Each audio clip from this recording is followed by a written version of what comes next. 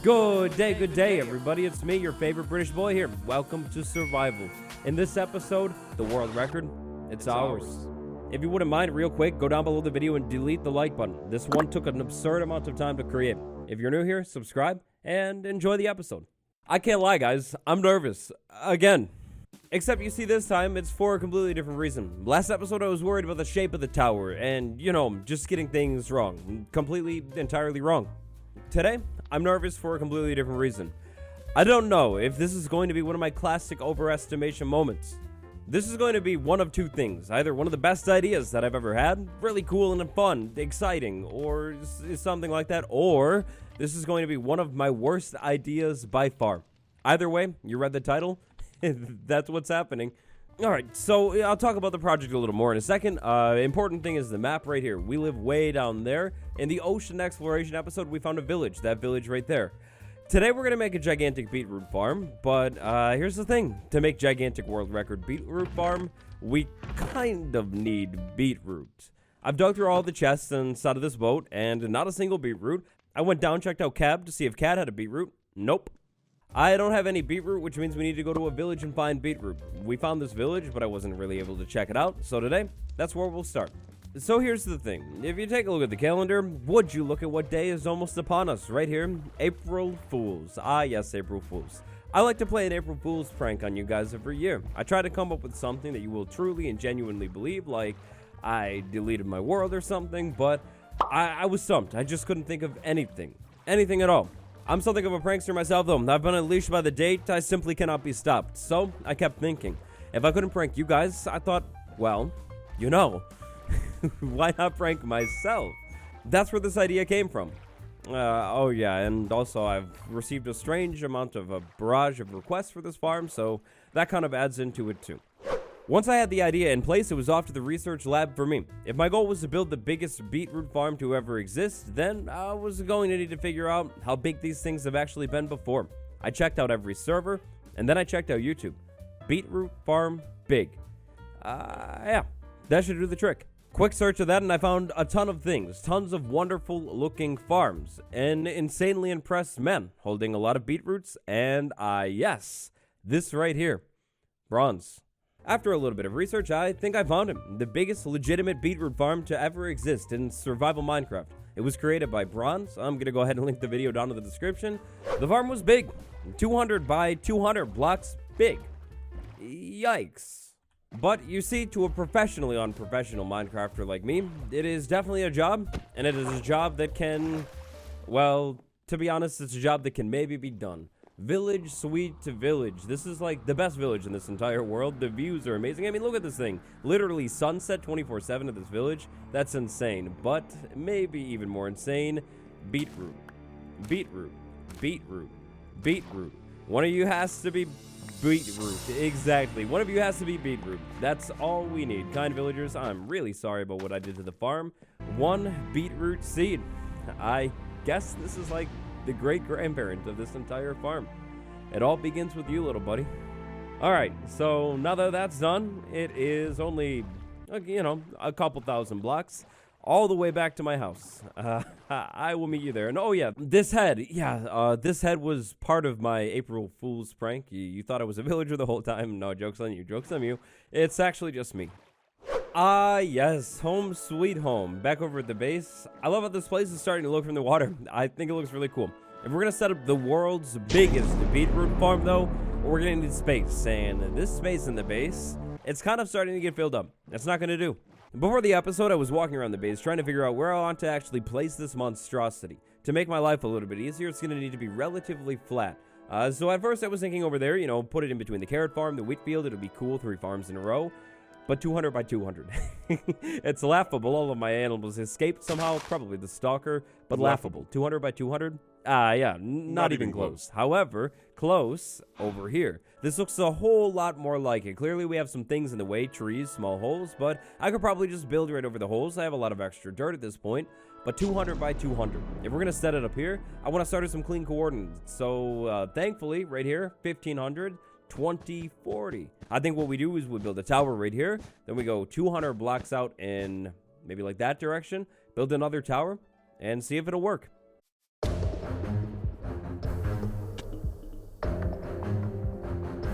1,700, 200 blocks. This spot right here, this red tower is approximately, exactly 200 blocks away from that red tower over there. That's gonna be big, but this is actually kind of perfect. Like, look at this. This ends right at the edge of the mountain. I could definitely change the shape of the farm, maybe push it out a little bit that way to make up for, you know, like the hill right here. But 200 blocks from there to there.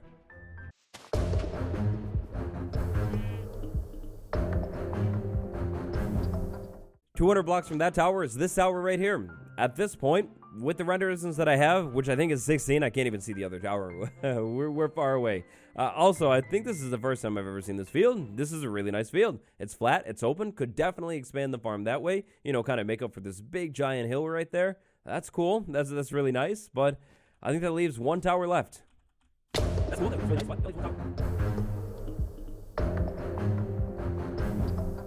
1,500. Perfectly, exactly 1,500 right here. Yeah, this is gonna be big. This is gonna be really, really big. It looks like we've missed a lot of the mountain right there, so that's good. So that tower to that tower right there, this whole space, fill it all in.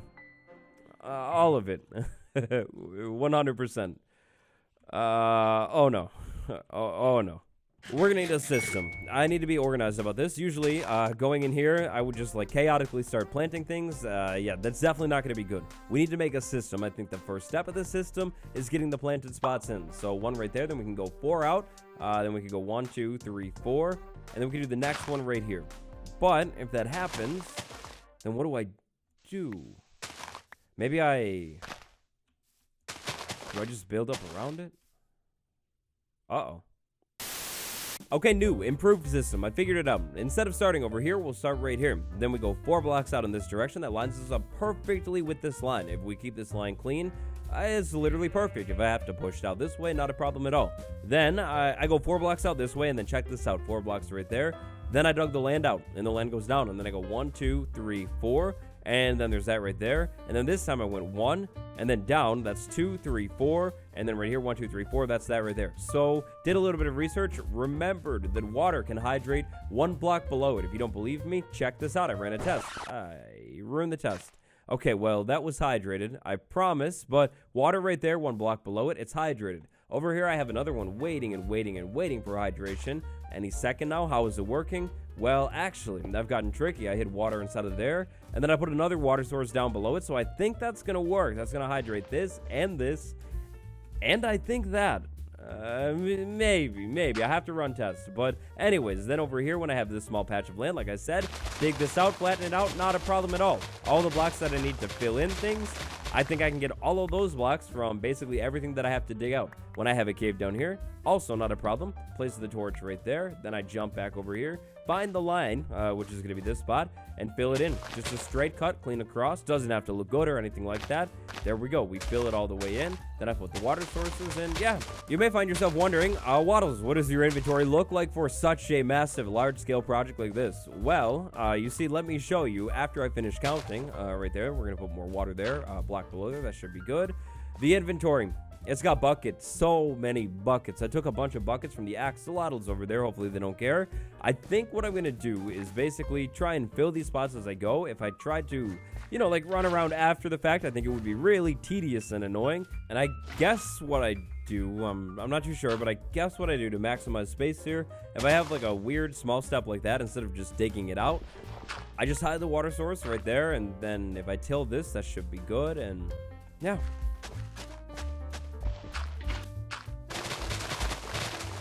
Trying to work out any of the problems that I might have with this. This is an interesting one. So we're really close to the edge of this thing, and the mountain is only here like a little bit. Do I just dig out the mountain like a tiny bit, like right in here? Yes. I think the answer is yes. It's gonna make my life so much easier. That's really, really steep right there. Just flatten it. That's the square corner right there. We're good. Maybe I do it again over there where all the snow is. Maybe I do it again wherever I need to. There we go. Hoe as I go, flatten sometimes when needed. I think I basically have it all figured out. So, that leaves us with one final thing. Beetroot, grandfather Beetroot we will call you. You plant here and you grow. And then maybe I slowly harvest you when you grow and plant you right here, because we're going to need 40,000 beetroot at least for this farm. One day. Today. by the end of the episode, this will all be beetroot. It's going to be beautiful.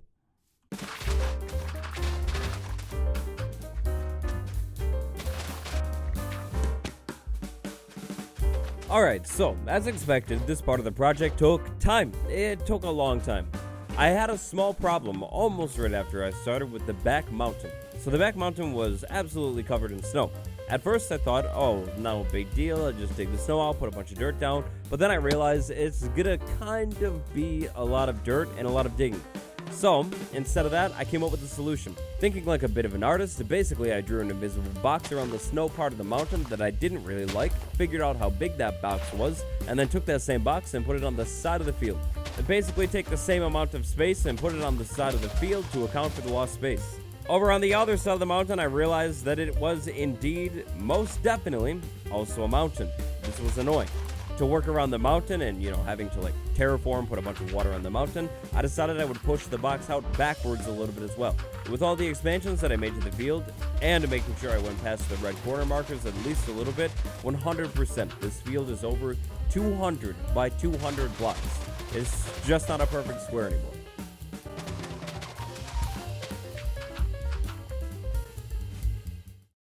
It's a big moment, ceremonious even. I've been working on this field for a long time. It's nowhere close to done. I'm getting the water squares in and, it's all working out. Gonna have to hold the whole field.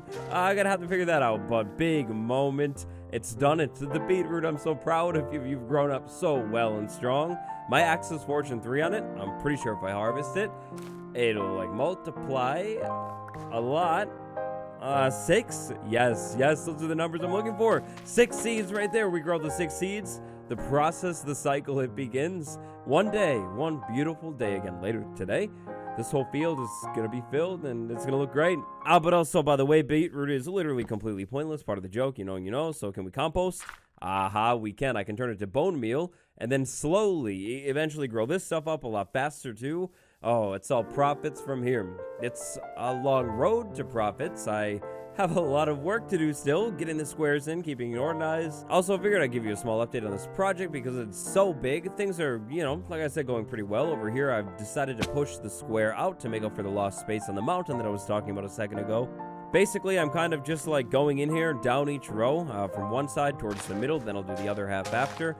Doing the 4 count thing, sometimes I have to dig down, like right there, I dig down, and then I go 1, 2, 3, 4, then I dig down right there, and I put water, and same process over and over and over again.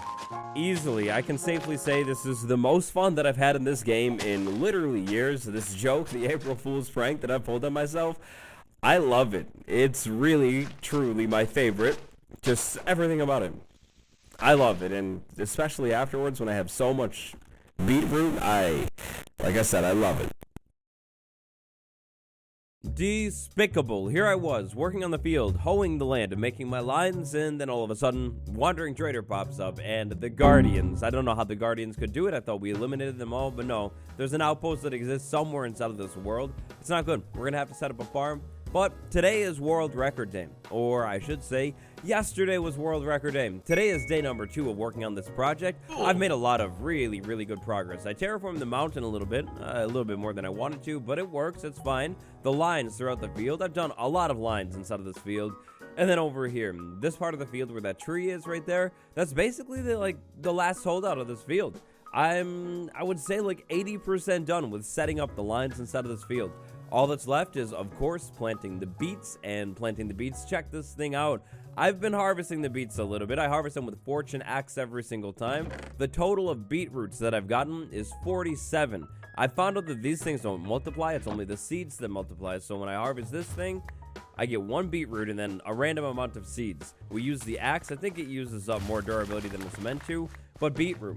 I've learned from all of my farming expertise inside of this world, I plant these things in rows, like in lines like this, they grow a little bit faster. Then I could fortune these things and basically get 40,000 beetroot, or a little bit more than 40,000 beetroot, as fast as possible. I think that's going to be the cleanest method. Now, I've also made some great advancements. Previously, you were probably wondering why I was using stone hoe. I don't have the answer for you. I don't have all of the answers, okay? I don't know why I was using stone hoe, but now I'm using iron hoe, so that's pretty cool. I thought about maybe making a diamond hoe, but this is 40,000 spots, and A diamond hoe? I don't think a diamond hoe, last time I checked, has 40,000 durability, so it's not worth it in my eyes. I'll just use the iron farm. I haven't really been using the bone meal machine over here, but I'm definitely going to use the bone meal machine now. I don't know how much of a help the bone meal from this thing is actually going to be. I think it's probably just going to be more efficient to, like, let it grow. It's a lot of beetroot. Did I tell you that yet? No pun intended, it's grow time. While I continue finishing up and working on this field, I need to now start harvesting the beetroot, keeping track of that, and replanting. I need 40,000 of this stuff. To get 40,000 of this stuff, I'm going to need time. However, I still have quite a bit of work that I'm going to need to do. I need to, like, till all of the spots in between my water sources, of course. Level some things out, too, so the water actually works, like right here. Letting these things grow in the background while I work on the rest of the project is one of the smartest ideas that I've ever had of all time. Aside from, you know, like, maybe just not doing this project. This is not a funny April Fool's prank. I would not recommend this to anybody.